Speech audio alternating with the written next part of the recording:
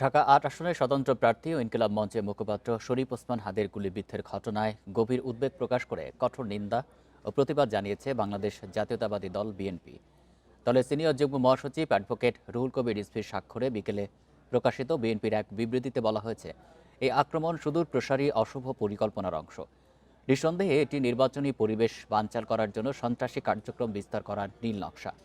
দেশের একটি চক্র এই ধরনের সন্ত্রাসী কর্মকাণ্ডের মাধ্যমে ঘোলা পানিতে মাছ শিকারের অপচেষ্টায় লিপ্ত রয়েছে। বিবৃতিতে আরও বলা হয়, হীন রাজনৈতিক উদ্দেশ্য সাধনে হিংস্র সন্ত্রাসীরা পরিব্যাপ্ত হয়েছে। 2024-এর জুলাই আগস্টে ছাত্র জনতার আন্দোলনে গণতন্ত্রের বিজয়ের যাত্রাকে বাধাগ্রস্ত করতেই একটি কুচক্রী মহল দেশকে নৈরাজ্যের অন্ধকারের মধ্যে ঠেলে দিতে চাচ্ছে। ত্রয়োদশ জাতীয় সংসদ নির্বাচনে ঢাকা-৮ আসনে স্বতন্ত্র প্রার্থী শরীফ ওসমান হাদি গুলিবিদ্ধ হয়ে গুরুতর আহত হওয়ার মর্মান্তিক ঘটনা সেই অপতৎপরতারই নির্মম বহিঃপ্রকাশ।